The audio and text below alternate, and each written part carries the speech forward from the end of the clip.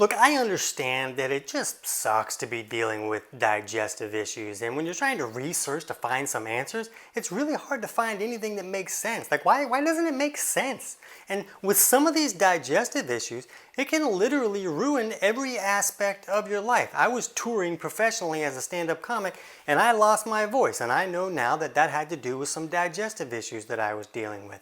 But it took me 8 years to get my voice back, and I went from 23 different doctors, and none of them could help me figure out what was going wrong.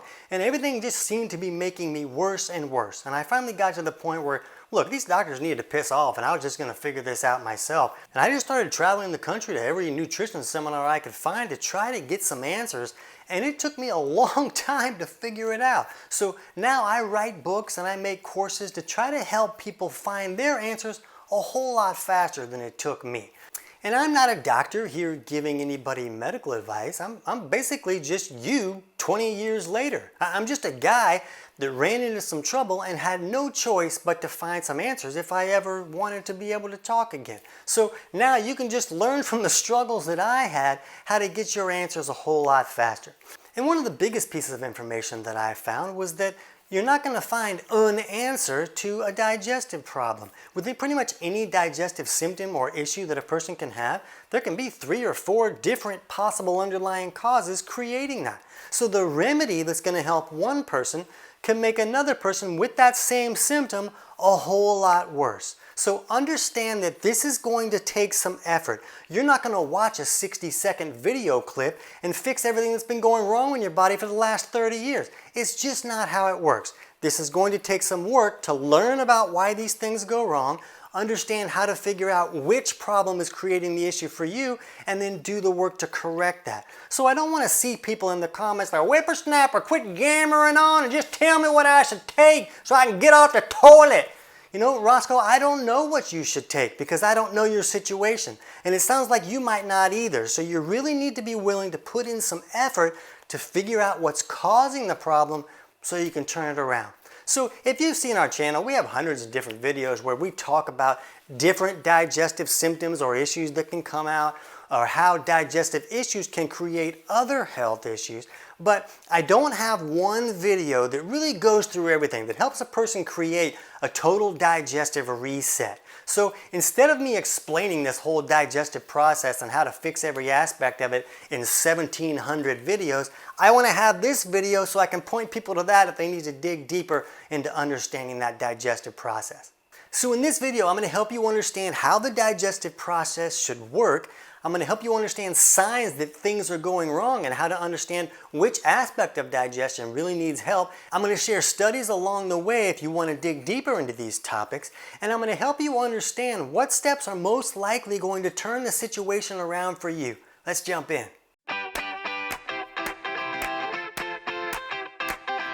TC Hale is not a doctor and does not claim to be a doctor or licensed in any type of medical field. Don't be an idiot and use anything heard on the show as medical advice. This information should be used for educational purposes only, and you should contact your doctor for any medical advice. Now get off me.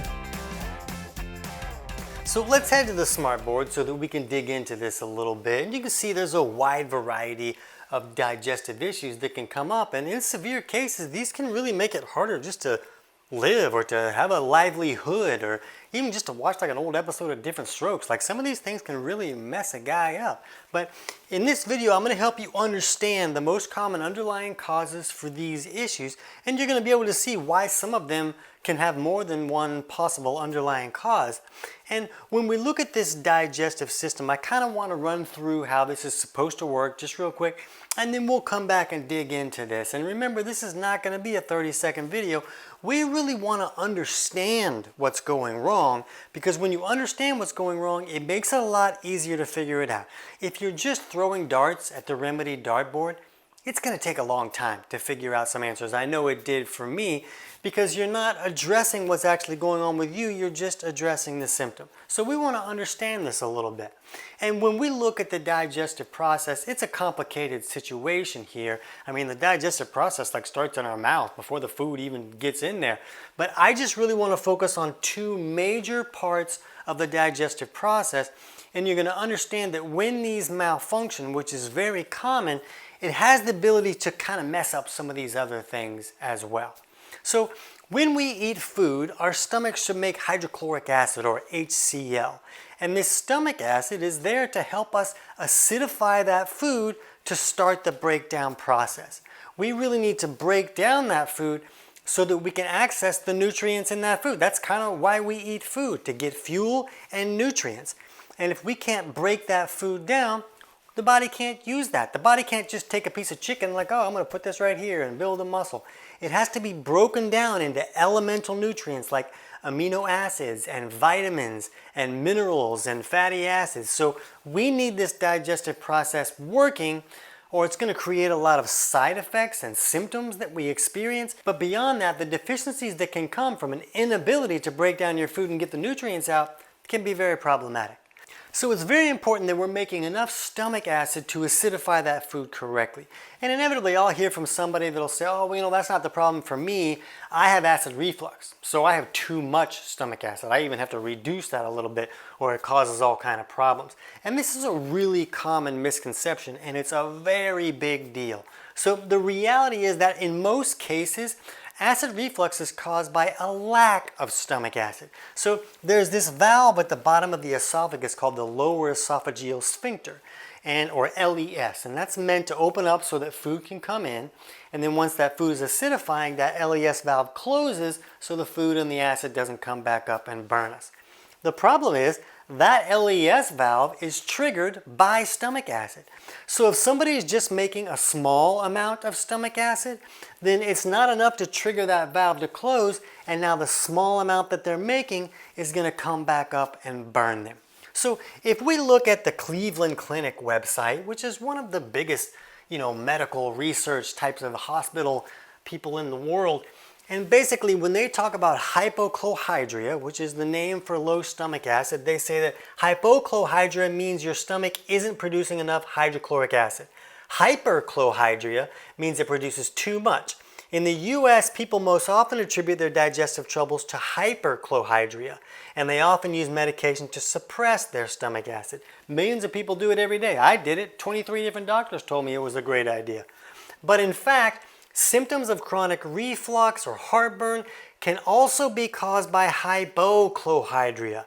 Poor digestion from the lack of stomach acid can create gas bubbles that rise into your esophagus and throat, carrying stomach acid with them. So, and when we look at the common symptoms that show up with hypochlorhydria, we see things like bloating and gas and constipation and reflux and heartburn. So this is known out there that this is a cause of acid reflux. It says hypochlorhydria or low stomach acid is a relatively underdiagnosed condition that may be more common than we know. Symptoms commonly associated with hypochlorhydria or high stomach acid, including heartburn and reflux, may actually stem from hypochlorhydria. Medications to treat stomach acid can contribute to low stomach acid, making digestive problems worse. So for a lot of people, including myself, that may be dealing with digestive issues where they're not making enough stomach acid, it creates a lot of symptoms, and instead of correcting the problem, we just kind of turn it off more. And the reason that that can relieve some symptoms is because if you just have a small amount of stomach acid in the system, it can create a lot of trouble, and you're going to understand this in a second. But when we look at this study for nutritional interventions for gastroesophageal reflux, irritable bowel syndrome, and hypochlorhydria, they say that PPIs were first thought to have few side effects. New evidence, particularly with extended use, has revealed a decrease in absorption of some key vitamins and minerals, gut dysbiosis, and a bunch of other trouble. And they say that the current use of PPIs often focuses primarily on symptom management rather than addressing treatable factors that have contributed to the gastroesophageal reflux, gastritis, and even peptic ulcers. So this is not something that I got from a Paw Patrol coloring book. Like, this is in the medical literature, and this is understood. And so what is important is that a lot of people will kind of feel like, oh, if I just turn off that symptom, then it's fixed and everything's great. And so I went on some medications that turn off stomach acid when I was having my vocal troubles, and then that symptom stopped. Like, oh, I'm not feeling that heartburn stuff. But my voice didn't come back. It didn't improve. And the problem is there's still enzymes here that are made to help us digest proteins and foods and things. And when you turn off the acid, now this valve is not going to close properly, and the enzymes can still come up and digest those tissues. So there's ways that can create trouble even though you're trying to stop trouble from happening. So if you're currently using some type of medication to turn off stomach acid, this is not me telling you to stop doing it. You don't want to just stop without actually fixing the problem. We just want to make sure we understand how this is really supposed to work and why so much trouble can show up.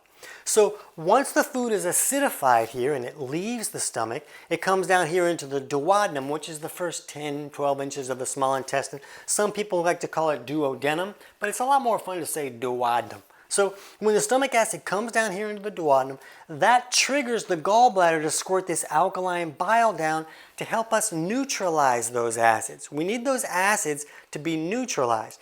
If the acids are not neutralized, they'll continue to move through the intestinal tract. Well, remember, those acids are made to help us break down protein.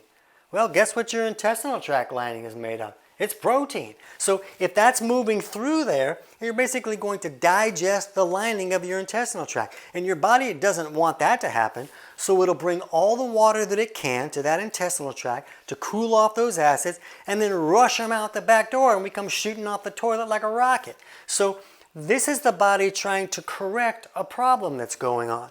We need these acids that are leaving the stomach to be neutralized. So the bile comes down, and bile is this soapy substance that's made up here by the liver, and then it's sent down here to be stored and concentrated in the gallbladder.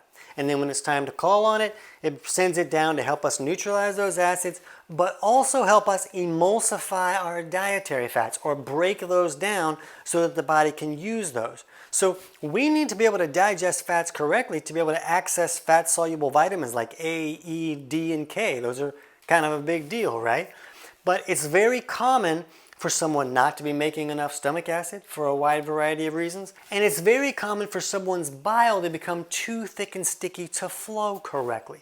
So if that's not coming down and neutralizing these acids and helping us digest our fats correctly, a whole lot of trouble can go on. And another important thing that happens when this acid hits this duodenum and is triggering the gallbladder, all these actions also trigger the pancreas to squirt out this bicarb that also helps us neutralize those acids, along with digestive enzymes that help us break down our food even more. And so this acid coming down here and meeting with the alkaline bile and the alkaline bicarb to help neutralize those acids, those opposite pHs colliding creates like a sizzle that helps us really bust that food apart and get all of the nutrients out of that food. So it's very important for both of these sides of digestion to be working correctly. Another thing that's important to understand is that study was talking about how extended use of some type of PPI or something that's going to turn off stomach acid increases the chances of creating a dysbiosis. So here in this large intestine, we should have beneficial bacteria, but there's a dysbiosis when there's a bunch of bad guys in there. So somehow these bad guys have kind of set up camp. They're having like motorcycle gang races and such. And the problem is that this stomach acid is not just there to help us digest our food, it's the barrier to the whole body. That stomach acid is like our knight in disgusting armor. When the bad guys come in on the food that we're eating, and they're coming in on the food we're eating, they're supposed to die in an acid bath. That stomach acid is supposed to fry them. And when someone is not making enough stomach acid for a variety of reasons, they might not even need to be turning it off with a medication. There's a lot of reasons that someone might not be making enough stomach acid. But when it's not there and those varmints come in, they're like, oh, well, this is nice. Let's set up camp here. Let's have a keg party. We'll raise some kids and we'll have a great time. And the better that environment is for them, the more they thrive and the more they replicate. And the bad part is for a lot of these bacteria, the waste that they put out can be alkaline. So now they're alkalizing this stomach even more, turning off your ability to digest your food even more. Like a person might be making some stomach acid, but if there's all this alkaline waste in there, it's neutralizing it and removing their ability to acidify and break down that food. And then the bad guys will move down here and they'll set up camp in the small intestine where they really should not be. We should not have a lot of bacteria in the small intestine. It should be in the large intestine. And so now we've created some type of small intestinal bacterial overgrowth or SIBO situation. And like all the cool kids have SIBO nowadays. And so now you can see where just trouble here is going to create trouble down here as well. Okay, so how do we know which side of digestion is not working correctly? It's important to at least have a clue, because if you're just trying to fix stomach acid, but the problem is that bile is not flowing correctly, you're going to increase the amount of acid there and really make it even harder to neutralize those acids and really magnify the problems you're dealing with. If you're just trying to fix bile flow, but the problem here is in stomach acid, it's going to create some other troubles too. We'll talk about some of those. But to get an idea of where you are, we want to look at what the signs are. So when we look at signs for low stomach acid, burping and bloating and cramping and discomfort, those are very common issues, because when there's not that stomach acid there, that food has to break down at least a little bit somehow, and it'll break down kind of like by rotting and fermenting. And that creates those extra gases, and those gases will expand your stomach or your intestinal tract, and they can create that bloating. They can cause cramping or discomfort, or that gas can try to escape up here and create burping situations. And remember, if there's not enough stomach acid and you've let in a bunch of bad guys and created this dysbiosis situation, either in the stomach or the small intestines or further down the line, that has the ability to create some cramping and discomfort as well. We've already talked about acid reflux and how that can happen, and it took me a long time to figure out what was going on with me. I had some other things going on too, but acid reflux was a really big part of why I couldn't get my voice back. Indigestion, it says right there in the name, indigestion, an inability to digest. You can't digest, so that can let you know that, oh, there's probably not a lot of stomach acid helping us digest. If we're seeing food in our stool, it shouldn't happen. We shouldn't see the food in the stool. It should really be broken down. Constipation can be a factor here with low stomach acid. We're going to talk about some other causes of constipation, but an important thing to understand when we're looking at our stool and food moving through the system is to understand that that bolus of food moves through the digestive tract at a pace according to its acidity level. So if somebody's not making enough stomach acid, now that bolus is going to be more on the alkaline side. And then it's going to move through slower, which means it's going to become dry and hard and more difficult to move, which can lead to a chronic constipation issues. We'll talk about some other causes in a bit as well. This gas can come from either that food rotting or a bacterial overgrowth that got in because there wasn't enough stomach acid to fry them on the way in. And this issue, and both of these can cause a loss of appetite. You know, a lot of times if the food is not digesting correctly, it's just turning into this gook. You know, if you took a bunch of food, put it in a trash can and set it outside for a few days with a lid on it, you go out there, you stick your head in the lid, like it's not going to be super pleasant. It's going to have a smell, and it's going to be rotting and fermenting and all these crazy bugs. And that can kind of go on in your body when you're not breaking your food down. It has to break down by rotting and fermenting, which can create all these toxins. And it's almost like the body's sending a signal like, don't send more food down here. I'm still dealing with the mess you sent down here before. So it can cause a person to lose their appetite.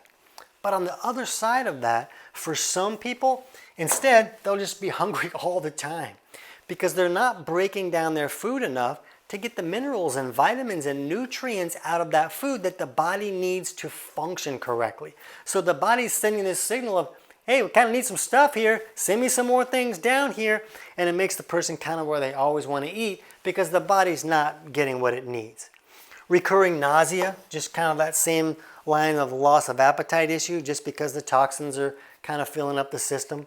And one thing that's important to understand when we're looking at bile flow is that we know that it helps us neutralize our acids and break down our dietary fats, but we know the liver kind of filters a lot of toxins out of the body. But what a lot of people don't know is that it puts those toxins into the bile so that when the bile is moving through the intestinal tract, it can carry those toxins with it and they'll go out the back door when we poop like a champion. But if the bile becomes too thick and sticky to flow correctly, then it's not carrying those toxins out. And then the toxins start to accumulate in the system becomes very toxic, and now the liver's got to filter out that stuff again. It's like, hey, why are you sending me this again? I just filtered this out. What are you doing to me? And the liver gets overwhelmed, and then it can't do all the jobs that it's supposed to do. It does a lot of important jobs, so that can be a pretty big problem. But when we're looking at this situation of, oh, I'm just kind of nauseous, sometimes it's just the system is too toxic because the body can't detox correctly. And that's why we see this chronic nausea over on the bile flow side as well as it can happen just from an inability to break down that food. If we're seeing green stool, that can be a sign that you're not making enough stomach acid. That bile has a green color, and it's kind of what gives our stool that dark brown color. So if it's green, that's a sign that there's not enough stomach acid mixing with that bile, so it's still kind of coming out in the green color. That bad breath can be a possible issue where everything's just rotting down there. So that smell is coming back up to the top.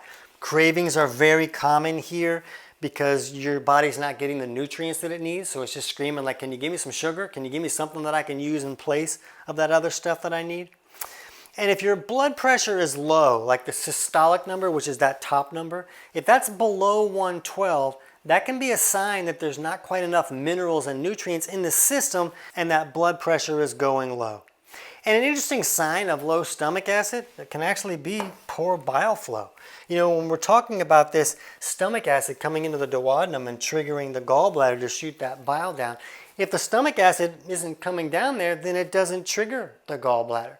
And then the bile doesn't calm down and flow and help us digest all that stuff. And remember, the gallbladder's job is to concentrate the bile. So if it's not flowing and being called on like it's supposed to, it will just continue to concentrate. The concentrating mechanism doesn't have like an off switch. It's just going to continue to concentrate until it concentrates into sludge or even stones. And then you have a real problem with things moving through there. And a lot of people will say, oh, you know, no, it's cholecystokinin that triggers the gallbladder to squirt that bile down there. And that is accurate. The thing is, cholecystokinin is triggered by stomach acid coming into the duodenum or dietary fats or amino acids. Those are the things that trigger the cholecystokinin to tell the gallbladder to squirt that bile down there. And remember, amino acids need to come in by being broken down by stomach acid. So you either need the acid or the amino acids, and if there's no stomach acid, then neither of those things are really coming into the duodenum. So if the only way that it's getting triggered is if you're having some dietary fats. One of the troubles is that when somebody has gallbladder pain and they're having gallbladder trouble, a lot of time they're told, oh, we'll just go on a low-fat diet. It's the fats that are calling on that gallbladder to kind of contract, and that's what's creating your pain. So if you don't eat any fats, you won't have that pain. And now the gallbladder's going into action even less, and all this stuff is concentrating in there even more. So a lot of times a problem that goes bad can really be magnified pretty quick. But you can see that when one side is broken, it has the ability to affect the other side as well. Nutrient deficiencies, when we see that, that's a strong sign of low stomach acid. And so can just like fatigue or weakness. You know, you're just not getting the nutrients that the body needs, and that can be one of the possible causes of fatigue and weakness. And then dysbiosis. If you have a dysbiosis problem, it's usually there because there wasn't enough stomach acid to fry them on the way in. And when we look at the signs of poor bile flow, one of the biggest one is a light colored stool. Remember, it's that bile that helps us make that stool dark color. And when it's light colored, like lighter than the color of corrugated cardboard, that's a really strong sign that bile is not flowing correctly. And diarrhea or loose stool issues is a strong sign because those acids are not getting neutralized and the body's rushing them through. There's lots of other causes of diarrhea, but this is a common one. If you eat fats and you just don't feel good, it's like, oh man, I just can't do that. That's a sign that you're not digesting those fats as well. Same with like a malabsorption issue. This often has to do with this stomach acid side not triggering these other functions as well. But when you're not absorbing nutrients correctly, there's things going wrong. And here's an interesting thing is you can see blood pressure going high because that bile is not helping the body detox correctly. So all these toxins start to accumulate and thicken up the blood and raise the pressure needed to push that through the system. So that's one possible cause to see blood pressure going high. And of course, when either side of digestion is not working correctly, for some folks, they'll see their blood pressure go really low because they're not pulling minerals and other nutrients out of the body. Now, if you have acne or skin type issues, this is a strong sign that bile is not flowing because when those toxins aren't going out the back door, the body's like, well, what do I do with these? I gotta do something. And it'll try and push some out through the pores, and then if they clog the pores, that has the ability to cause some inflammation and trouble with those pores. And one nice thing you can do is you can just check your saliva pH at least 2 hours after a meal. You can get pH testing strips at most health food stores. And if you look at that saliva pH and it's lower than 6.5, that can be a strong sign that the system is just a little overly toxic, which is usually because that bile is not flowing and taking out the trash correctly. Now, this is not a diagnostic thing. We're just looking at things that we can do at home easily to get some ideas of what may be going on. You can also get some 10 or 11 parameter urinalysis dipsticks on Amazon, and there's a variety of brands. I'm not going to say a brand or anything, but you can just figure out, just search for 10 parameter urinalysis dipsticks and you'll find a variety of brands on Amazon. And you want to get one that has bilirubin and urobilinogen. And if either of those markers show up on your dipstick, that's a strong sign that bile is not flowing correctly and that the kidneys are trying to have to get rid of that kind of stuff. Another sign is that if a person is on some type of estrogen raising medication like a birth control or HRT therapy kind of thing that's raising estrogen, and estrogen going too high seems to have the ability to thicken up that bile, and we'll look at some studies and stuff for that in a little bit later. And again, nutrient deficiencies. If you're having nutrient deficiencies, one or both of these things are usually going wrong. And then next we want to look at the signs of a possible overgrowth in either the stomach or the small intestine. And that could be an H. pylori situation in the stomach, or it could be some other type of varmint. We hear from a lot of people who are like, oh, I had an H. pylori test and it came back negative. But then they take steps to reduce some type of overgrowth and they see a lot of improvement. This could be bacterial, it could be some type of yeast, mold, fungal issue going on as well. But a lot of the signs that you're going to see are similar to a low stomach acid signs, like the burping and the bloating and the cramping and discomfort, indigestion, excessive fullness after meals, or maybe I get full too early from that meal. That kind of thing can go on when there's some type of overgrowth there. And instead of just constipation, a person may also see diarrhea, almost like, think about it like if you had food poisoning. If you had diarrhea when you got food poisoning, it makes sense. Oh, the body's trying to flush out all these bad guys. But what if a person just kind of had a low-grade infection all the time?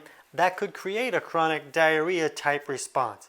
We see the malabsorption and these things as well. And one interesting thing when we look at this study about nutritional aspects of H. pylori infection, they talk about how it's very common that we see deficiencies in specific nutrients. They see here like iron deficiency, and again that can go back to iron deficiency B12 with an inability to really acidify the food and break down those proteins correctly.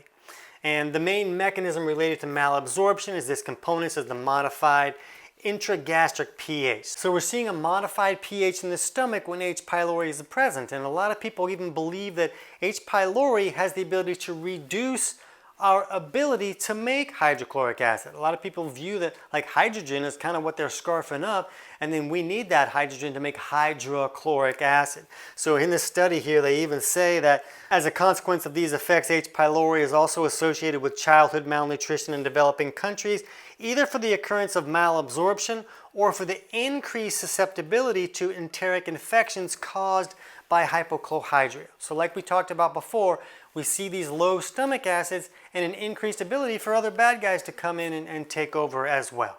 And when we're looking at signs to know whether digestion is working correctly, we kind of need to understand basically water traffic a little bit. And where is the body sending water? Because that could dictate what the stool is looking like and what's going on there. And it was Dr. Emmanuel Revisi who helped us understand that the body has this natural circadian rhythm at the cellular level. So during the day, the body should be in this catabolic state where it's very good at creating energy and kind of breaking down old tissues so that it can be rebuilt and renewed.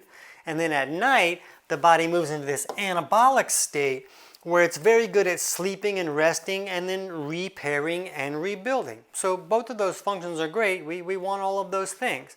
The problem is some people can get really stuck in one of these states where they're not really moving back and forth from day to night like they should. Or maybe they're just pushed way too far into one of these states. And when that's the case, it can create a wide variety of health issues. And one problem that we're going to look at here is that if somebody's stuck in this catabolic state, then the body tends to send more of the water to the bowels and less to the kidneys. So that could create a chronic diarrhea issue if the body was sending a lot of the water to the bowels. And if the person is stuck in this anabolic state most of the time, the body will send most of the water to the kidneys and less to the bowels. And that can create a chronic constipation issue. Maybe they'll get up to pee like 14 times in the middle of the night because the body's sending most of that water to the kidneys and not enough to the bowels. So when we're watching our stool, there's two kinds of people in the world. There's stargazers and there's stool gazers. And the stool gazers fare better because they have a better idea of how their body's operating. We want to look at our stool and say, okay, am I pooping like a champion or do I got a big mess going on? And when you're watching your stool to get an idea of how digestion is going on, if we're dealing with constipation issues, a lot of cases it's going to be that lack of stomach acid that's slowing things down, but where the body is sending the water can be a factor as well. So we want to understand these things a little bit. And I'm not going to dig into this too much here, but if you feel like this might be a factor, I'm going to put a link in the description below for our video on Is My Circadian Rhythm Off? And the circadian rhythm is not just about sleeping like people think. It's really about what the body is doing at the cellular level, and it has a lot of functions that need to happen in this state, and there's a lot of functions that need to happen in this state. And if either of those things are kind of off or somebody's stuck in one state, it can be really problematic. Okay, so now we want to look at what's possibly causing these issues. And before we can get to taking the steps to correct these problems, we need to understand the most common causes because most of the solutions that we use to fix this stuff are natural solutions. So if you're taking steps that are working against those steps, you're going to have a hard time reaching your goals. You're going to have a hard time seeing real results if you're driving around with your foot slammed down on the gas and the brake at the same time. If you've ever tried that, I'll let you know it doesn't go super great. So let's look at the most common causes of low stomach acid or hypochlorhydria. And the most common cause is really going to be a lack of resources. And the body needs minerals and resources to make this hydrochloric acid. This digestive process that we go through takes more resources than just about anything else that we do. So the body needs resources to make this hydrochloric acid, and then a person can really get stuck in this vicious cycle for years or decades because if they don't have the resources to make hydrochloric acid, then they can't really break down their food to get the minerals and nutrients out of that food to give the body resources to make hydrochloric acid. So they can get stuck in this cycle of broken digestion for years or decades. So what we're going to talk about in a little bit is how to kind of simulate digestion so that we can create that breaking down of the food process and then give the body the resources that it needs to improve this digestive function. And this seems to work really well for maybe 30-40% of the people who are having digestive malfunctions. So we need to understand the other things that can restrict this process because some people will just keep trying to synthesize this digestion and the body's not turning around and doing it on its own. So we want to understand the other things that can restrict that. So one mineral that we know that's really important for making hydrochloric acid is zinc. And if the body gets depleted of zinc, it's going to have a hard time producing that hydrochloric acid. And the thing is that the body uses zinc for a lot of other functions. Zinc is really important for our immune function to work correctly. So if a person got like some kind of cold, or maybe even like a really popular cold, then the body could use a lot of the zinc to kind of handle that immune function to help the body get rid of this invader. So if that's the case, the body may prioritize, well, I got to get rid of these bad guys. I got to get rid of this invader, so I'm going to use all the zinc for that, and then there might not be enough for that digestive process of creating that hydrochloric acid. And this can be why sometimes somebody will get really sick and they'll have effects from having that cold for a long time afterwards. And it just could be that they just kind of kick-started this broken cycle where now the body didn't have the resources to create that hydrochloric acid, so then it wasn't breaking down food as well and getting all the nutrients out of that food. So this immune function can be a big deal, and I kind of felt like this was part of what happened with me is I kick-started some trouble by a major food poisoning episode. A girl that I was dating at the time cooked for me and gave me some really nice food poisoning, and I was in bed for a week. And then after that, I just started having some digestive symptoms that came up. So I was like, I'm going to use some antacids. And I took those and that felt a whole lot better. And then that just kind of sent me down that line of turning off my digestion a little bit more and more at a time. So that doesn't mean that that's always the cause. You know, somebody just might not have enough resources for a wide variety of reasons, but to kickstart the problem by some type of infection or some situation like that, or a cold, even something, that can possibly be the case. We broke up, it's fine. So another issue can be chloride. The body needs chloride to make hydrochloric acid. So a lot of people are running in horror from salt because the doctor told them it's going to kill their Uncle Bill, so you shouldn't use salt either. But we need that chloride ion. So a good sea salt, I've seen clients that just adding a good sea salt or some unrefined salt into their diet really help the body get some nutrients it needed to start functioning better on its own. We need to have enough water. So if a person is not drinking water, we know that water needs to be available to make hydrochloric acid. And the body also needs CO2 or carbon dioxide. And that's what we expel when we breathe out. And the body needs to use that for this conversion thing that kind of goes on to part of the process of making that hydrochloric acid. And for some people, the body might not be making as much CO2. If somebody's on a low carb or keto diet, that can be problematic in this area. And I'm not saying that low carb and keto are bad diets. I use those myself. I use those with clients when it's appropriate for them, but those diets are not appropriate for everybody. So what we need to understand is that CO2 can be a byproduct of processing carbohydrates. So when we eat carbs or sugars and we process those, we create CO2 as a byproduct. So if somebody is living a really low carb or keto diet, that can lower the amount of CO2 that they're creating. And for some people, it's going to be fine. They have plenty of CO2 going on, but for others, there can be other things going on where maybe it was already low, and then they do some kind of keto or even no carb, carnivore type situation, and we need to understand that it could go low enough that that could restrict the body's ability to produce that hydrochloric acid.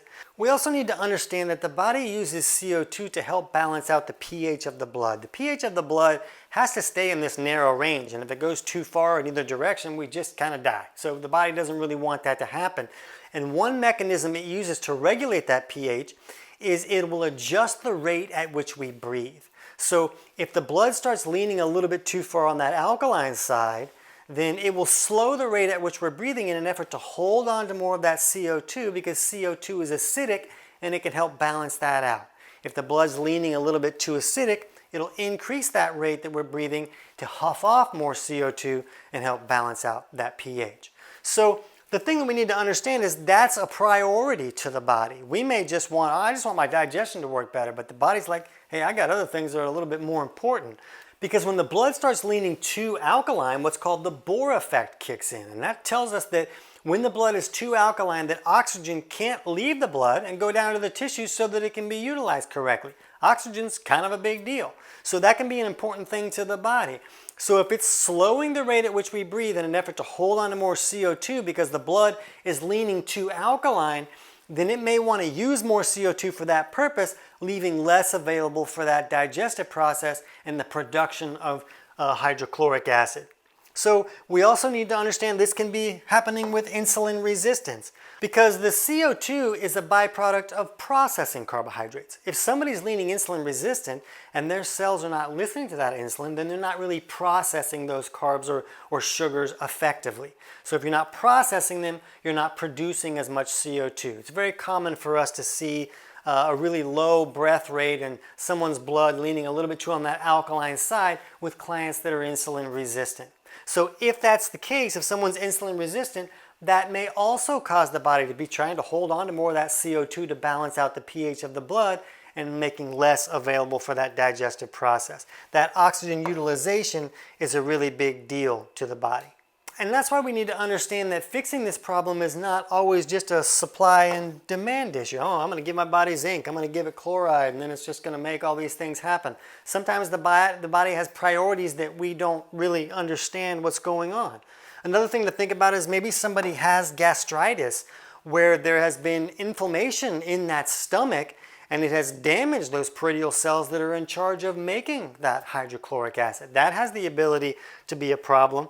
And what's really interesting about this is that gastritis is not usually caused by too much stomach acid like we thought in the 80s.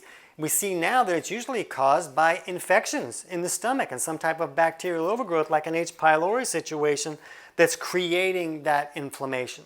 So a lot of cases it's due to that lack of stomach acid that the bad guys came in, set up camp, and then created all this trouble. If you feel like that's a problem for you, we'll link in the description below for our video on steps to improve gastritis. I'm not going to go too much into that specific issue in this video. And another really big deal is stress. And this is probably one of the biggest factors for most people. I see that it's usually either a lack of resources or a stress situation. And what we need to look at is that the autonomic nervous system is very involved in this digestive process. And the autonomic nervous system is this system that kind of runs a lot of the show behind the curtains. Like, we don't need to think about our heart beating, it just kind of does that. And there's two sides. There's a parasympathetic rest and digest side and a sympathetic fight or flight side. And both of those sides are needed depending on the situation of the body. So if we're presented with some type of stress situation, the body will move into this sympathetic fight or flight state, and that will change the way the body is operating to optimize for survival. So if we're being chased by a lion, the body moves into this fight or flight sympathetic state, and it allows us to create more glucose for immediate fuel source to get away from this lion. It constricts the vascular system. It does things to optimize for survival in that emergency. The problem is, to make hydrochloric acid, the body really needs to be able to be in that parasympathetic rest and digest state. So if someone is stuck in this sympathetic state all the time, which happens to a lot of people, they may have a hard time making this hydrochloric acid, which really makes sense. It makes sense that the body would do that, because why would the body optimize for a situation where you need to run away from a lion and eat a sandwich? It's never going to happen. Nobody's going to be running from a lion and stop at a drive-thru to get a cheeseburger as it's running from this lion. There's no circumstance where the body should optimize for both of those things. Stress in our life should exist for about 4 minutes at a time. Either the lion's going to catch you or he gets tired and you get away, but it's over in 4 minutes. But the way we live our life now, we're stressed for months at a time. Our boss is a jerk. We can't pay our rent. We're stressed for very long periods of time, and if we're stuck in that state, it can restrict the bodily functions that are supposed to happen in the other state, in that parasympathetic state. So if someone is stressed in their life, they need to simmer down now. They need to find ways to reduce that stress if they want their digestion to work optimally. And another thing to consider is that a person may not have a lot of stress in their life, but if there's stress in their body, that can also push the body into that sympathetic state and get it stuck there. Maybe a person has some type of infection that they don't really know about. Maybe the body doesn't have a lot of resources. Maybe it doesn't have enough resources and minerals and nutrients to function the way that it wants to function, and that's a stress to the body. It has to change how it's operating because it's not getting all the nutrients it needs to function correctly. And the last one we'll talk about is just the H. pylori as a common cause of low stomach acid. And we see over here that I copied from the Cleveland Clinic website that they say this common bacterial infection affects about half of us in the U.S. And some people, H. pylori causes no symptoms, but in others it can take over, fighting and eventually decrease stomach acid. Ironically, low stomach acid could also allow for H. pylori to take over. So it's a situation where it seems like they come in and are like, oh, we're going to make this environment great for us, and we're going to reduce this acid thing in here so that we can thrive a little bit better. So that can be a problem for some people and restrict their ability to make that stomach acid. So we'll talk about some steps for that when we get to improving low stomach acid. So when we talk about the causes for poor bile flow, this is where we get into some things that really seem to be where people are working against themselves when they're trying to correct this issue. And the first thing that we want to look at is hypochlorhydria. And like we talked about before, and we'll look at this study in the PubMed where they say association between regular use of gastric acid suppressants and subsequent risk of cholestasis. And cholestasis is just when the bile has become too thick and sticky, it's not flowing correctly. So they say here it has been showed that acid suppressants may reduce gallbladder motility and lead to a delayed gallbladder emptying, which in turn facilitates the development of gallstones. Well, oops. So there's millions of people that turn off their stomach acid on purpose, and it seems like this piece of information is just kind of left out of the instruction pamphlet when I was using these medications.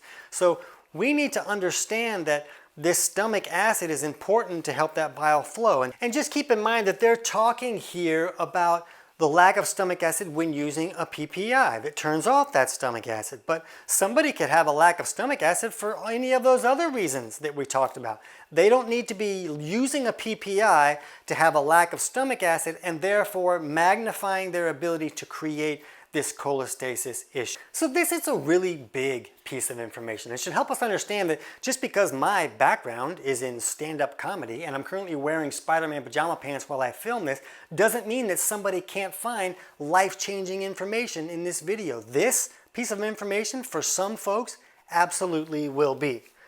Next, let's look at the next one that's really big, and that's estrogen medications. You know, like birth control and that kind of things that are going to raise the estrogen in the system seem to have the ability to thicken up that bile flow. So we're going to look at this study here, effects of estrogen therapy on gallbladder disease, and the conclusion they came to that these data suggest an increase in risk of biliary tract disease among postmenopausal women using estrogen therapy. The morbidity and cost associated with these outcomes may need to be considered in decisions regarding the use of estrogen therapy. So we see this a lot, and I've had clients that they wanted to continue using the birth control, and that doesn't mean I'm telling you to stop using birth control. I'm certainly not doing that. That's certainly not my place. But I haven't seen a client be able to improve their bile flow while still doing that because we're using natural supplements. And you think if you're going to overpower a powerful pharmaceutical medication with, natural supplements, it's never going to happen. It's like standing in front of a train with a hammer and thinking you're going to stop the train. A hammer's a great tool, but it's not going to stop a train. So this can be a big problem, and we also want to think about the fact that someone may have high estrogen levels even without using a medication. Eating a lot of estrogenic foods can have a similar effect, things like soy and things that seem to be estrogenic. Or maybe someone just has a lot of stress in their life, and when we're stressed, we can raise stress hormones, and estrogen can be one of those that can go elevated in that scenario. So this is a big deal and needs to be taken care of because it really seems to thicken up that bile and keep it from flowing correctly. Here we go, low-fat diet. That's another really big oops. And we'll look here at this study about modified dietary fat intake for treatment of gallstone disease. And they say as dietary fat is a potent stimulator of gallbladder contraction, dietary fat may provoke or exacerbate postprandial pain, and therefore hypothetically restricting dietary fat may reduce the pain. So like we talked about, they're saying that if you're having this right quadrant pain where your gallbladder is when you eat fats, then it's from that contraction going on. But they go on to say, however, the gallbladder also contracts spontaneously in response to intake of mixed foods like protein, like we talked about. Furthermore, if restricting dietary fat does lead to a reduction in gallbladder contractions and emptying, it may also increase the risk of gallstone deposition, as lithogenic bile would be retained longer in the gallbladder, thus potentially exacerbating the problems.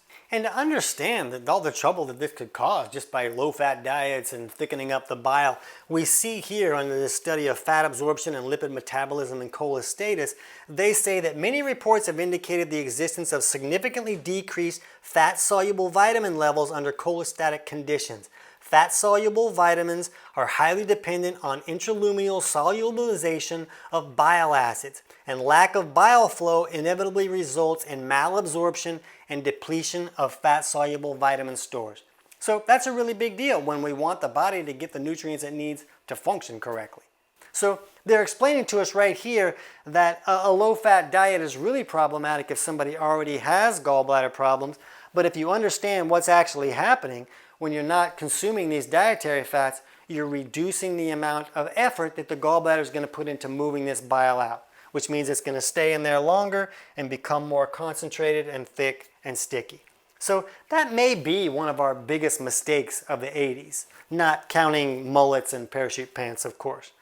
Another problem can be processed junk and grains, somebody consuming way too much of that. That seems to have the ability to thicken up our bile. Maybe somebody's not drinking enough water. The body really needs a lot of water for a lot of purposes. And if there's not enough water, everything is going to be a little bit more concentrated. It becomes a little more dehydrated, and bile is in that boat. So if we're understanding that, first we need to drink water, but then we also need to understand where is the body sending all of the water. If somebody's dealing with that catabolic imbalance that we talked about, then that could be part of the problem. We see with our clients and the coaches that we've trained in more than 40 countries, see very common to see a catabolic imbalance with a thick bile where it's not flowing correctly, and also insulin resistance. And the final problem could be bile production. Maybe somebody's just not producing enough bile. And this is how most people view it. When somebody doesn't appear to have enough bile to process their foods correctly, they're like, oh, your body's not producing bile. We see that it's usually that it just became too thick and sticky. And if you can take steps to thin it out, that it will flow correctly and everything's going to be fine. But there do appear to be some people where it's about the body not producing enough bile. And if that's the case, a person can supplement with ox bile, and then they're giving the body some bile to help digest that food correctly. But providing that bile also seems to stimulate the body to produce more bile. The thing is, we don't really like to use that step if somebody still has their gallbladder. We use ox bile if someone has lost their gallbladder and the gallbladder has been removed. I'm not going to go into a whole lot of stuff about gallbladder removal in this video. If that's the case for you, we'll have a link in the description below for our video on 6 steps if you've lost your gallbladder, and that'll help you understand changes that may be going on and ways you can improve that. Because it seems like only about half of the people that have their gallbladder removed end up having any trouble. For everybody else, the gallbladder's gone, but the liver is still sending some bile just kind of trickling down there all the time. For some people that causes problems. For some people they do okay. So I'm not going to go into that a whole lot. But we usually don't use ox bile unless somebody's lost their gallbladder. We prefer to just thin out the bile so that the natural bile function can work the way it's supposed to in the body.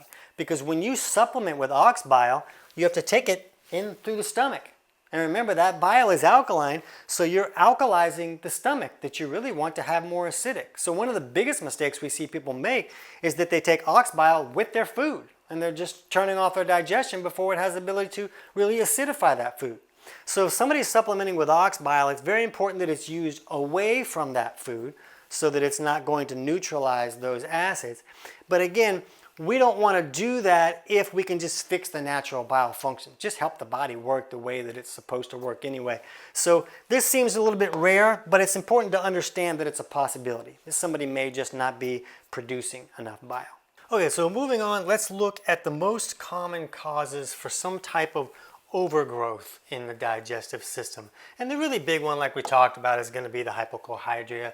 Whether a person is turning off their stomach acid, or maybe they just are not making enough stomach acid and they don't even know. If the front door is open, bad guys are coming in. That's just going to be how it works. So that's usually going to be the most common cause.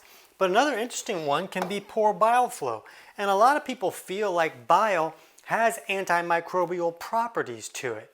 And so when it's coming down the digestive tract, it's going to wipe out some types of bad guys. And I wonder if that's true. I wonder if it's more about the fact that when you get this stomach acid, some type of varmints do okay in an acidic environment, and some do better in a more alkaline environment. So when you have this acid here frying most of the bad guys that are coming in, but the ones who are like, ooh, acid's a good time, they get through that okay, then they meet this alkaline bile and this alkaline bicarb, and those opposite pHs colliding, creating that sizzle. I wonder if that's more about what's really wiping out any of the bad guys that get through. But still, we know that with cholestasis, there's a greater chance of having some type of overgrowth because that bile is not coming down there. A person could also just have some type of deficient, this word, I'm not really allowed to say this word here, the body's defense mechanisms. That can be important because maybe there's other issues going on. Maybe there's some other infection going on or some other thing that this system is dealing with that is restricting its ability to keep out the bad guys. And we have a lot of information in our private membership about that. If you need help with that, I'll put the link to that in the description below. But it can also just be a breach. Some kind of ninja varmint got through. It happens. And the body is meant to defend that and to take care of that situation. But sometimes there's just too much going on. Something comes in and we have trouble. And another very common cause is antibiotics. We'll look at this study here. There was intestinal candidiasis and antibiotic usage in children. And they say overgrowth of candida results from factors that disrupt the intestinal microbial balance, such as the use of antibiotics. Unregulated antibiotic use and rampant practice of self-medication in Nigeria is a cause for concern. So this was a study in Nigeria, but what goes on is, when there's bacteria and there's also like yeast, mold, fungal kind of guys in our body, but they usually keep each other in check. So if we're using some type of antibiotic that just wipes out the bacteria, but not these fungal candida type guys, then all of a sudden they're like, all right, this is free range. We do whatever we want here now. And then a candida issue or something like that goes out of control because there's no bacteria there to keep that in check. So if somebody's going to use these antibiotics, and I'm certainly not telling you not to use that, that's not my place, but if somebody was to use that, they would really want to re-establish their gut flora with some probiotics. And we're going to talk about how to do that in a little bit. So now that we're going to talk a little bit about how to correct these problems, you're going to see that it's important to understand the most common underlying causes if you really want to see real results. So let's talk first about improving low stomach acid issues or hypochlorhydria. And we're going to talk about some steps that are very simple and easy to take, and some people are going to do them, and maybe 3% can do one of these steps and oh man, it really improved those issues. For most people, they're going to need to supplement with betaine HCl. So when we look at this study here of mealtime supplementation with betaine HCl for functional hypochlorhydria, what they did in this study is that they put a bunch of people on a PPI type medication that would turn off their stomach acid so that they can test some things and symptoms that go along with hypochlorhydria, things like dyspepsia and indigestion and things like we talked about. So then, once the person had no stomach acid, they were turning that off, then they tested out supplementing with betaine HCl. And betaine HCl is just a supplemental form of the HCl like your body would produce in the stomach. It's a person has the ability to just take these capsules and then they can acidify their stomach even though the body is not producing that HCl. And what they said in this study was this extended mealtime postprandial hypochlorhydria may contribute to poor protein digestion, reduced micronutrient absorption, increased risk of dysbiosis and SIBO, or other symptoms associated with functional dyspepsia. So this study is saying all these things that we've been saying that can show up when someone doesn't have enough stomach acid. But they say, therefore, based upon this progressive functional hypochlorhydria in older subjects, it is not unreasonable for integrative and functional medicine clinicians to consider oral supplementation of gastric acid in the form of betaine HCl, often with pepsin, to help reduce mealtime stomach pH. So when they did this, they found that it really improved these symptoms for the people. And I'll put a link to this study, and I'm going to put this page here below, kickitnaturally.com/reset. It's going to list all of these studies that I've been talking about because all of them are not going to fit in the description below this video. So I'll just put a link to this page that holds all of those things for you. And you can dig deeper into that study, but they found that all these symptoms that we're talking about that come about with low stomach acid, they created these people with low stomach acid, and then they took this betaine HCl, and those symptoms improved greatly. And a person doesn't need to be taking a PPI to have low stomach acid. So we find with our clients that this works very well, supplementing with betaine HCl. And they said often with pepsin, and pepsin is often included when you buy an HCl supplement. And in this study, they might talk about how to use this HCl. They talk about, well, you just start with 1, and then if you don't feel any discomfort, then the next meal you go up to 2, because you don't really know how much HCl your body is making. It appears that the human body is supposed to make about the equivalent of 5 HCl capsules. If the HCl capsules are about 500 milligrams, somewhere around there, the human body seems to make about the equivalent of 5 of those capsules. So they talk about in that study that if you don't have any discomfort, just go up until you get to a dose that is too much and it feels like, oh, that's discomfort. I feel like a warming in my stomach, and then I'm going to go back down. So that's how they talk about to do it. We find that that is not accurate at all, and that creates a lot of discomfort for a lot of people. And we usually like to tell people, we don't see a lot of people going above 5. If you go above 5 and it's not enough to digest your food correctly, it's likely that there's some type of overgrowth in that stomach that is either restricting the HCl production or it's neutralizing the acid that you're putting in there. So you may be putting in 5 HCl capsules, and I'm not telling you to take 5, I'm just saying what a lot of people tell us. And They put in 5, but if there's an overgrowth and all the alkaline waste from that overgrowth is neutralizing those acids, then that may only be as equivalent as 1 or even none for that person. So they may not see immediate results.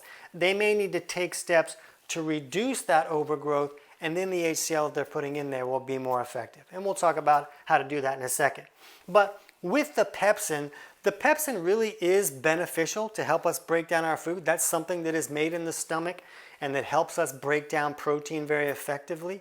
But if somebody's going to work up to 5 capsules to really digest their food correctly, and we hear from most people that they just need to do that at least temporarily to get that acid going, and then the body starts making more of its own, and then they can reduce the amount that they're supplementing with. But if you increase to 5 capsules with pepsin in it, it can create a lot of discomfort for a lot of people. So we tend to use HCl without pepsin, and the body should be making its own pepsin, and that pepsin gets activated once the stomach is acidified. So I'll put a link in the description below to the one that we use. I'm not telling you to use that, but I know you're going to ask, so I just want you to see and be able to look at the ingredients in that so you can understand that. Now, some people will use apple cider vinegar to acidify the stomach, and this tends to work if somebody just needs a little bit of a boost. It's not going to acidify like betaine HCl is. It's not even close. But if someone just needs a little boost, they could use a little bit of apple cider vinegar with each meal, and that might help acidify that a little bit. And again, we really need to reduce any overgrowth that's there in order for that HCl to be effective. Now, one thing we like to see people do if they're running from salt, maybe using a little bit of an unrefined salt to get that chloride ion in there can help the body start to make more of its own HCl and help reduce how long you need to supplement with that HCl.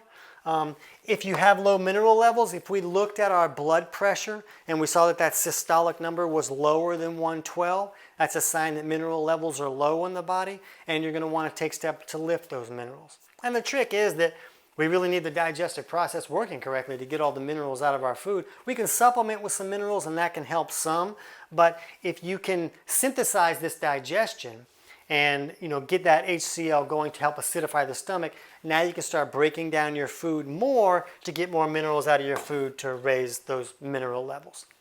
And one mineral that can be important is zinc, like we talked about. Zinc is important for the body to have to be able to make that hydrochloric acid. And zinc picolinate seems to be the form of zinc that can help that the most. And I don't like people to supplement with a whole lot of zinc. Too much can cause troubles in other areas. We use a special digestive formula, a digestive enzyme formula that has a little bit of zinc and other cofactors in it that give the body what it needs to make more of its own HCl. So the goal with using that is to kind of reduce how long a person would need to supplement with so much HCl. I'll put a link to that below so you can kind of see the ingredients and do your own research to figure out what's going to be right for you. Another thing to think about is celery juice. Celery juice seems to have a variety of benefits, and it really has to be juiced. It needs to be fresh, and it needs to be consumed on its own, on an empty stomach. But celery juice seems to be really good at wiping out bacteria in the stomach and even in the small intestine, so that could be one benefit. But it also seems to give the body nutrients that it needs to help it start making more of its own HCl. So that can be a really good benefit. Just know that it also seems to have a slight laxative effect for some people. So if somebody's dealing with chronic constipation, that can really be really helpful. But if somebody's stool is already loose, they wouldn't want to use celery juice because that's going to magnify that problem. And we also want to think about, some of these possible causes. If somebody has like a gastritis issue or some type of ulcer in the stomach, then they wouldn't want to take HCl capsules. That's going to be like putting acid on an open wound. That's going to be creating a lot of discomfort. So a person might need to take steps to improve a gastritis issue. One popular step is to use cabbage juice. That seems to be very effective. So they might need to do that for 2, 3, 4 weeks before they qualify to test out, is HCl going to be okay for them. We'll put a link to that video on gastritis in the description below if you need to dig deeper into that. But it's just need to understand that if there is an inflammation issue in the stomach, then that is going to create a problem. You wouldn't want to put acid in on top of that. You'd want to fix that first. So a person might need to reduce an overgrowth that's creating that issue, and then maybe use some cabbage juice to heal that up, and then they might be able to test out using some HCl. And how long would I use that for? Well, I don't know. We need to look at, remember these things that cause it. There could be a lot of these things going on that are restricting it. So some people are going to be able to use HCl, synthesize that digestion, get more nutrients out of their food, give the body the nutrients it needs to start making more of its own HCl. They'll be able to test out, okay, I'm using 5 per meal. How do I do if I only use 4? If I do 4 and it's great, then I'm going to do that. Maybe I'll even test out going down to 3. A person might need to look at the amount of protein that they're eating. That can kind of dictate how much HCl you would need to use in a meal. If you're not having a meal with any protein, you don't really need HCl. That's meant to help break down protein. If you put a lot of HCl in there with a meal without any protein, you might feel that discomfort. And the thing that they talked about in that study, like if you put 1 in and you don't have any discomfort, then increase to 2. And we find that that's not reality either, because if somebody has a bacterial overgrowth in here and their stomach is very alkaline, when you put 1 HCl in there, it's not going to be enough to acidify that stomach and overcome that alkaline substance of the waste from the bacteria, but it will mix with that alkaline waste and create this fizzy mess that creates discomfort in the stomach. So a person could do 1 and feel discomfort and be like, oh man, HCl isn't for me, that made me feel worse. But the reality is that they needed to take steps to reduce that overgrowth. They could put 1 HCl in there. Now they have a small amount of acid, but not enough acid to trigger that valve to close, so they could get reflux. Maybe they never had reflux before, and now they have reflux. Oh man, HCl gives me reflux. That's not right.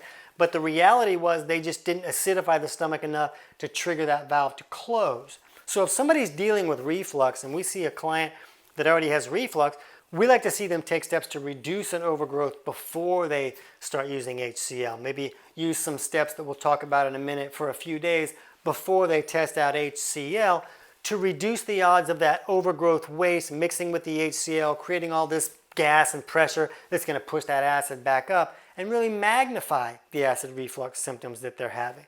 So if they reduce that overgrowth first, then they put in HCl, just putting in 1 or 2, again, the person might realize a magnification of that reflux symptom because now they have more acid in there coming back up.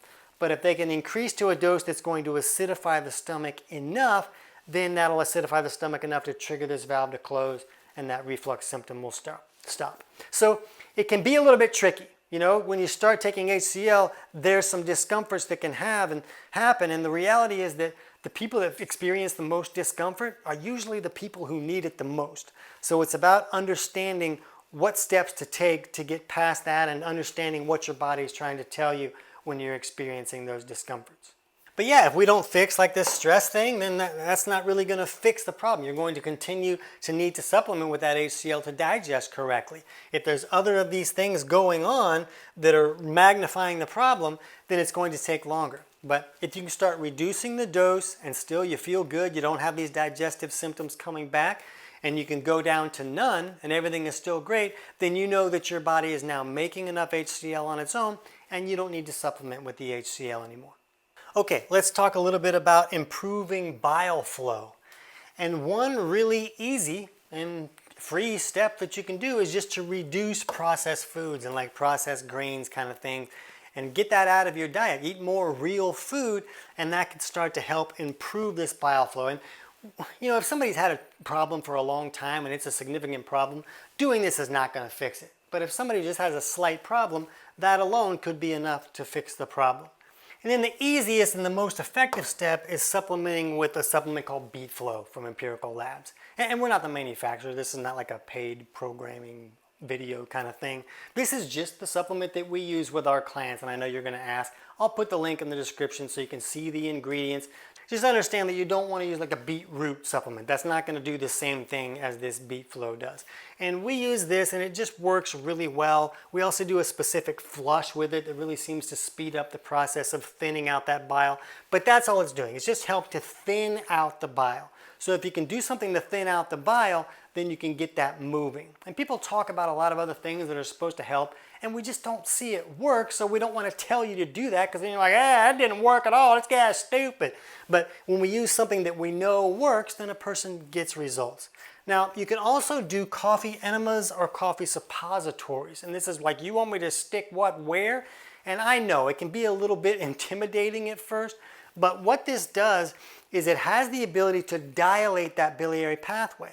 So when you can do something to thin out the bile so it's easier to flow, and then you do this step to dilate that pathway and open it up, now you really improve the ability to move out that old sludge and all that junk and get the bile flowing like it's supposed to. And a coffee enema, you know, it's messy, it's hard to do, I get it. But if you're set up and you know how to do enemas, just do a coffee enema. It works great. It works as well as these coffee suppositories that we use. I'll put the link so you can check those out in the description too. But I'm fine with a person doing either of those. And it's not something that you want to do every day, a coffee enema. Nobody wants to do that every day. And we don't even feel it's beneficial to do that every day. But if you need to do this initially, maybe once a week or so to really get things going, and then you can kind of keep things going with some type of supplement like beet flow. And then eventually, if a person doesn't need to use the HCl anymore, then we tell them not to worry about improving their bile flow either, as long as they're not showing signs of it not flowing well. But if somebody is putting stomach acid in their stomach, we want them taking steps to make sure the bile is thin enough to flow so it can come down and neutralize those acids when they leave the stomach. Otherwise, you can really create a magnification of loose stools or some other issue like that. Now, one thing that really does work well is choline, but a lot of people really cannot use this. They're going to make themselves worse because choline has the ability to alkalize that bloodstream. So it works to thin out the bile too, and it works pretty well, kind of like beet flow. We use it in conjunction with that. It seems to work well, but choline can alkalize the bloodstream. So if a person's blood is already leaning on that alkaline side and making the body want to hold on to more CO2 and not give up that CO2 to create hydrochloric acid, then alkalizing that bloodstream further is going to make that situation worse. So you would want to check your breath rate, and you would want to know how to do that. And if your breath rate was, above 12, then you could probably use some choline. But if it started to go lower than that, you wouldn't want to use choline until you were able to get that breath rate up.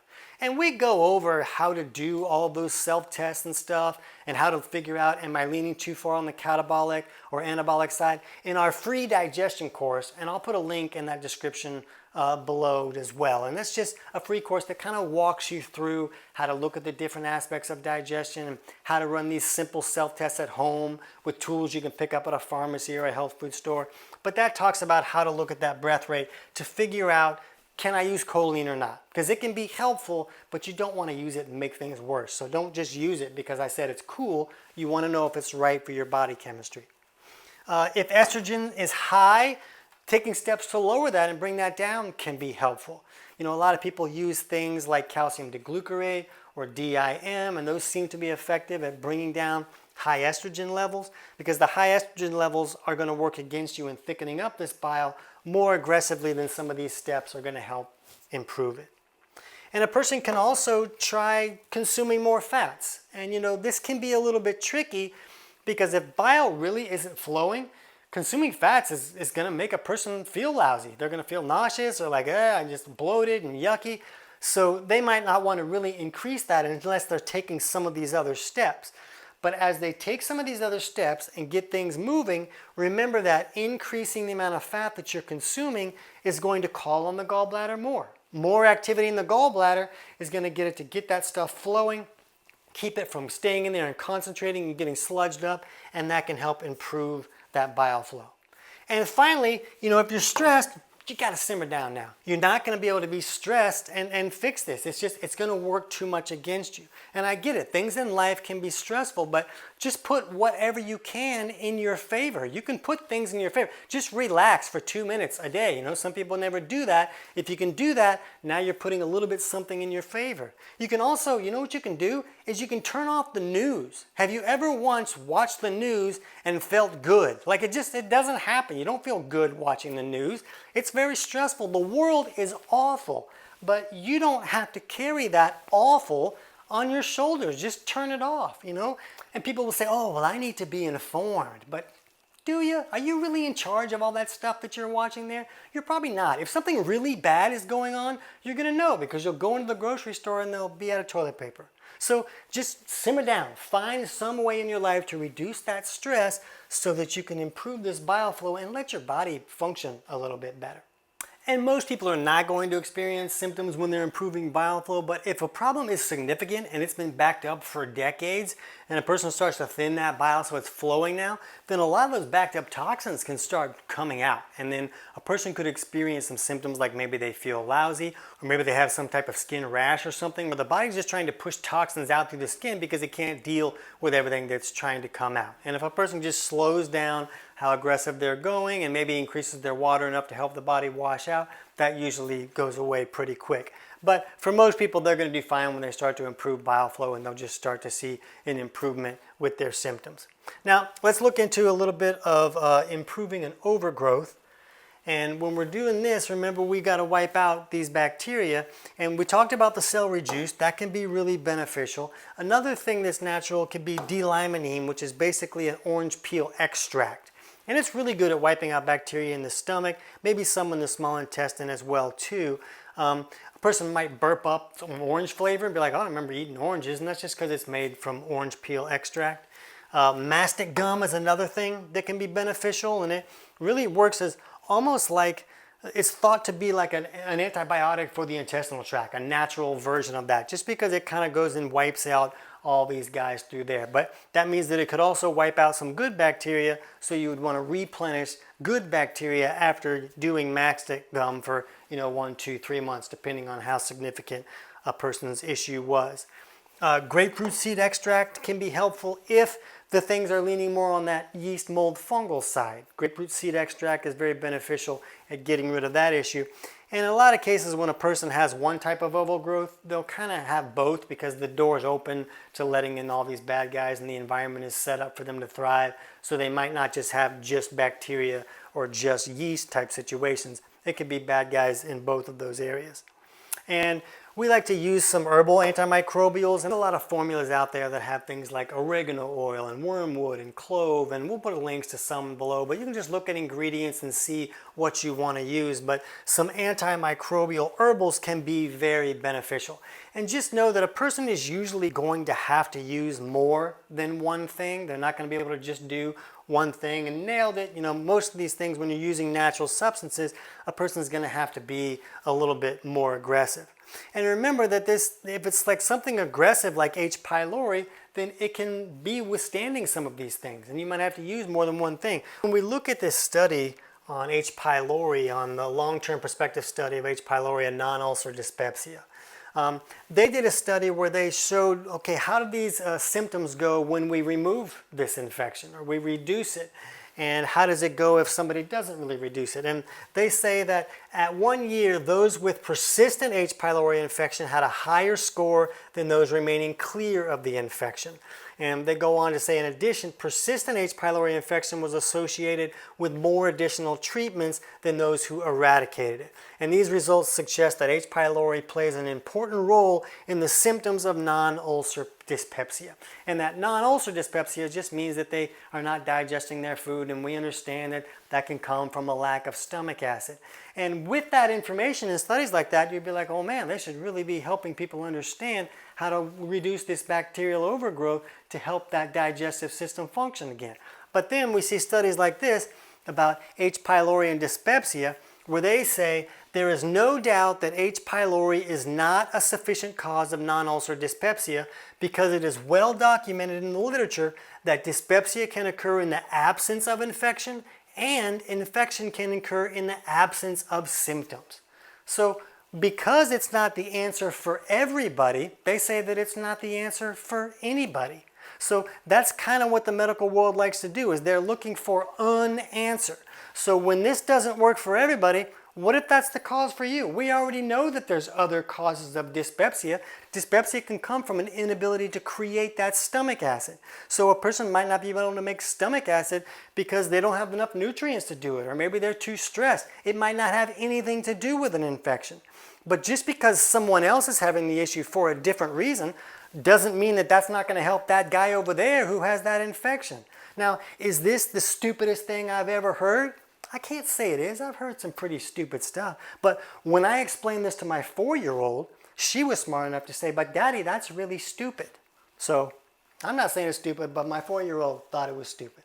She's really into My Little Pony. It's awful. Now, it's not as bad as the Super Kitties thing that she had going, but still, it's no Bluey. I think you parents know what I'm talking about there. So when we're looking at improving these scenarios, we understand that it can really improve these symptoms, but we need to stop looking for an answer. All of these funds and all these resources are going towards these studies to find an answer that can fix the problems for everybody and be marketed and make billions of dollars. But it seems like that's going to be really hard to find an answer when we understand the variety of issues that can create this. So until we learn how to look at the person instead of that symptom and find one solution for everybody for that symptom, it seems like there's going to be a lot of sick people out there. And it seems like it might be kind of up to us. And it might be up to us saying, okay, I'm going to share this video with one person that I know with digestive symptoms. And I can tell them, hey, this video is kind of long and this guy is really annoying, but this is life-changing information, so suck it up and check it out and see what kind of answers you can find for yourself. If we all have the ability to do that, we might be able to take a chunk out of that pile of sick people that are all waiting for someone to find one solution for everybody that's dealing with that problem. It's not going to happen. So along with herbal antimicrobials and these things here, we also want to think about betaine HCl because we want to shut the front door. And we don't want to fix this problem with all these natural antimicrobials and then have it come back 3 weeks later. People do that all the time. I hear from people all the time that have that happen because they didn't fix the stomach function. They didn't fix that acid barrier and shut the front door. Why wouldn't they come right back in? So that's important to make sure you're acidifying the stomach correctly, and also as you're taking steps to wipe them out, acidifying that makes it a less hospitable environment for them. So we want to make sure that we're acidifying that, and we might need to take things down a few notches before we can actually really implement the HCl, or we talk about that magnification of symptoms that can come. And when it comes to wiping out bad guys here in the small intestine or a SIBO type situation, I find that the mastic gum and some of these antimicrobials work a little bit better than the D-limonene. Celery juice seems to be effective too. And a lot of people will tell you, oh, if you have like H. pylori, you don't want to use HCl because they feed off of hydrogen, and HCl is hydrochloric acid. But we just don't find that to be accurate. We find that the ability to acidify that stomach is going to correct the problem, and the HCl that's coming in that supplemental form just doesn't seem to be the same thing like the body would make and then feeding just on that hydrogen situation. So a lot of people have that opinion. I just don't have that opinion, but you can test out and see what works best for you. But just keep in mind that you might need to be aggressive, but that doesn't mean that you need to create total annihilation of these bacteria in my gut kind of situation.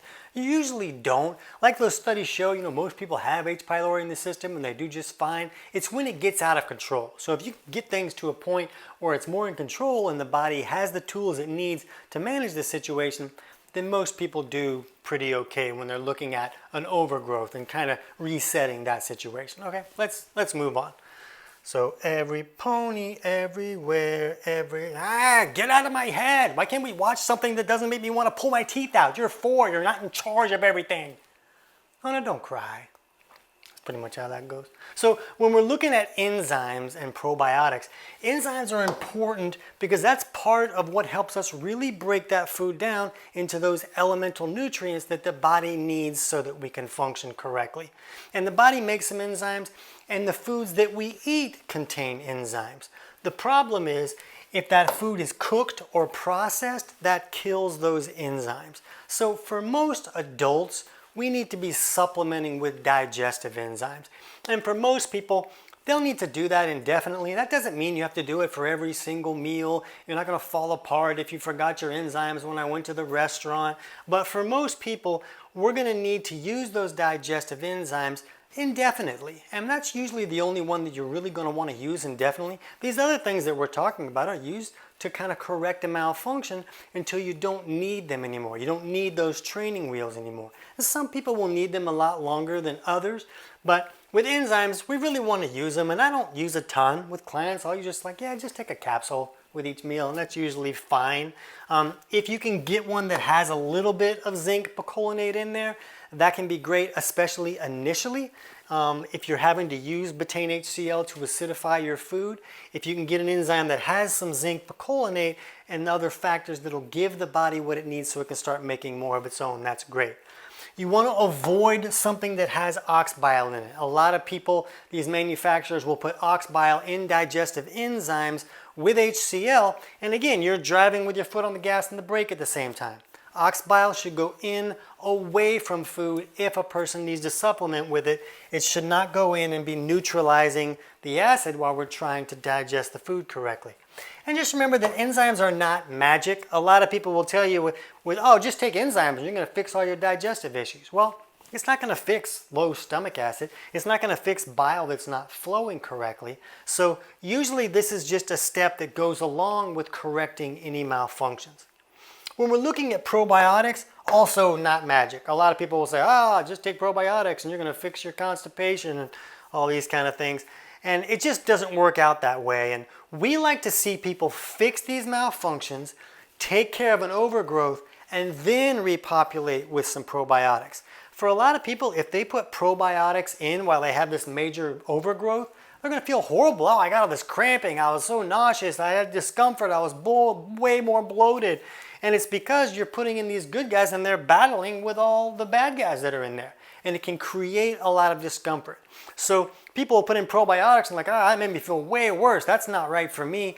But they just needed to take these bad guys down a few notches, and then you can work on repopulating the probiotics in this gut area. In this large intestine is where we want those to thrive. But putting them in too early can create some trouble. I don't feel like people need to use them indefinitely like a lot of people say to do. If someone just repopulates that good gut flora for maybe 2-3 months, they're using these probiotics. If this is all set up and working correctly, if this environment is good and these malfunctions are corrected, they're wiping out bad guys as they come in, then they're going to flourish there. They're going to do well and they're going to repopulate and it's all going to be fine. Maybe somebody will use some probiotics, once or twice a year maybe.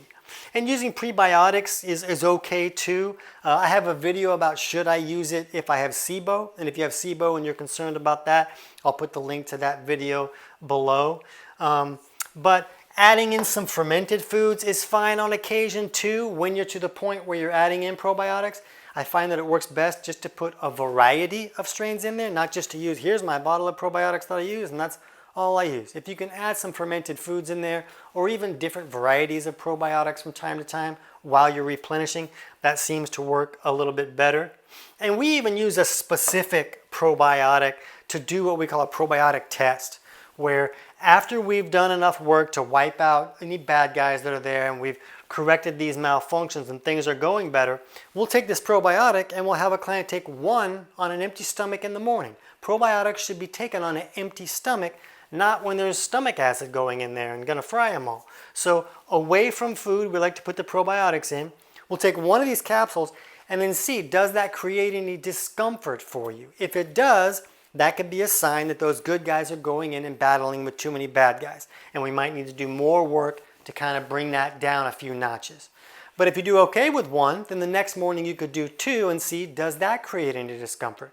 If it doesn't, that's a great sign that you've done enough work to get rid of some bad guys, and now you can focus on just repopulating with those probiotics for a few months. So with this information that you've learned here, most people are going to be able to do these things and be able to create some improvement in a relatively short amount of time. 1 to 3 months, they're usually going to be able to fix some things. And I hear from people, if you just look in the comments of our videos, you'll see people all the time. They're just like, oh man, I've had this problem for 20 years and I did these steps and I fixed it in 2 weeks. And I'm like, it took me 8 years, so you're annoying and that's not fair. But that's just how it is when you're taking the right steps for you and your bio-individuality.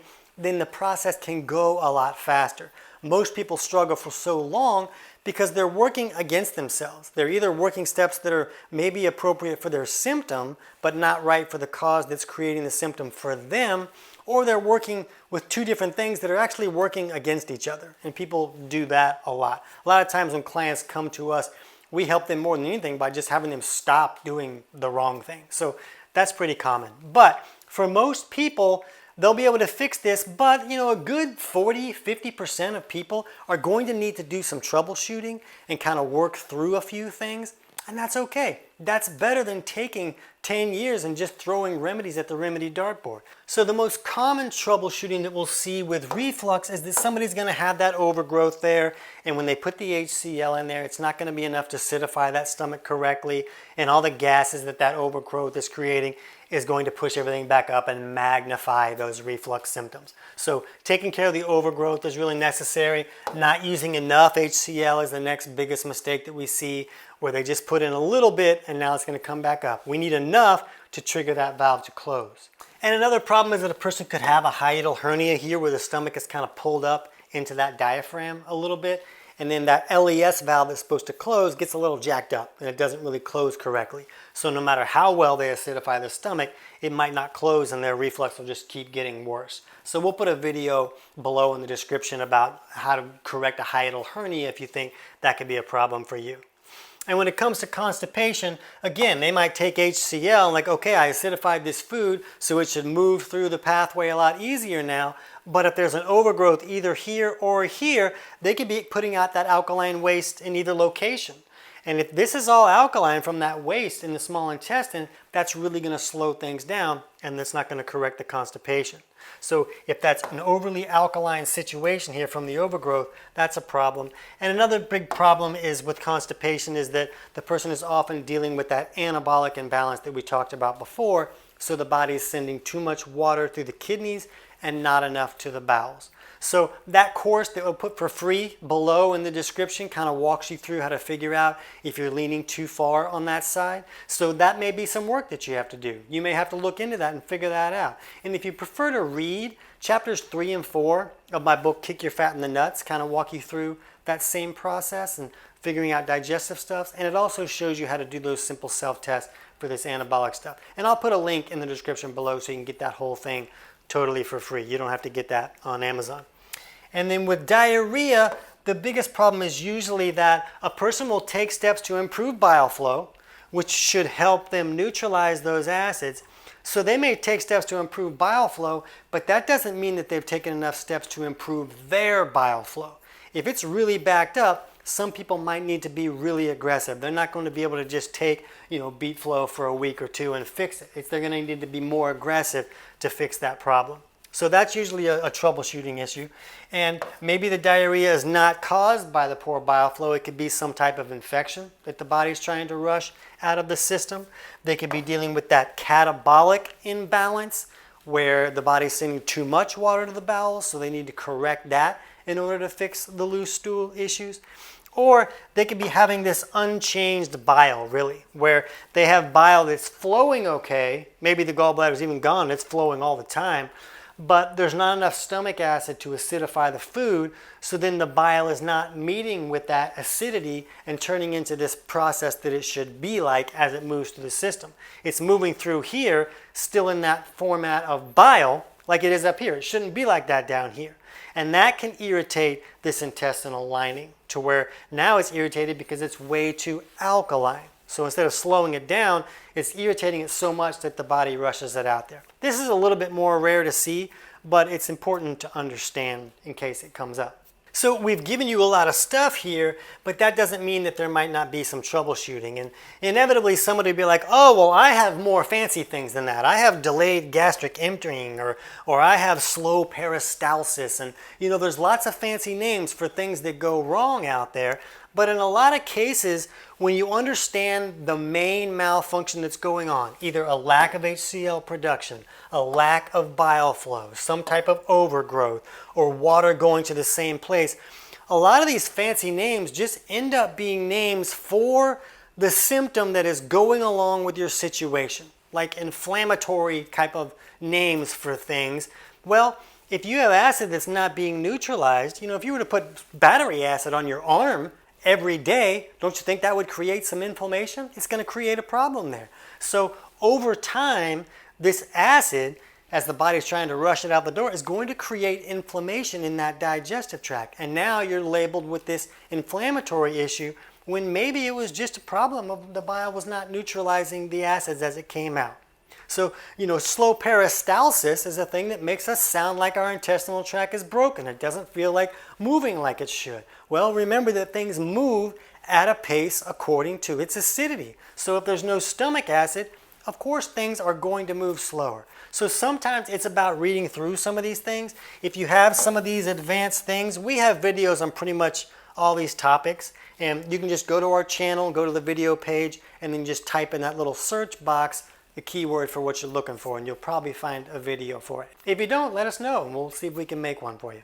So if you made it this far, that tells me that you're gonna fix this because you're willing to do the work. This video was long. This is like day 4 of shooting this video. So if you sat all the way through that, that means you're gonna be willing to do the work that it takes to figure out what are the right steps that are gonna work for you, not for the symptom that you're dealing with, but for you and your unique bio-individuality. And it can take some effort. Some of this stuff can be a little bit complicated, but we have a lot of resources that you can dig through to find your answers. So if you need to dig into this more, that free digestion course that you can sign up is going to give you a lot of answers. We have a private membership that has a support group where people can ask questions, and me and my coaches help people find the answers that they're looking for. And if somebody's really stuck, they can get a bio-individuality coach to help them walk them through that process. I've become too busy. I don't take on clients anymore, and these coaches don't shut up, phone. I'm talking about coaches right now. And these coaches don't work for us, they work for you, but we're happy to connect you with someone since I'm not able to work with clients anymore. So the main thing that I like somebody to get from this type of video is that, oh, well, that makes sense. That makes sense why I'm dealing with the issues that I'm dealing with. And when something makes sense, which I know is kind of weird today, but if it makes sense, then it's just a matter of doing the work to correct that. So you may have some work to do, but know that if you're willing to do that work, you can really see improvements. You can see some changes, and you can improve things that you've been dealing with for a long time. I can't wait to hear about your results.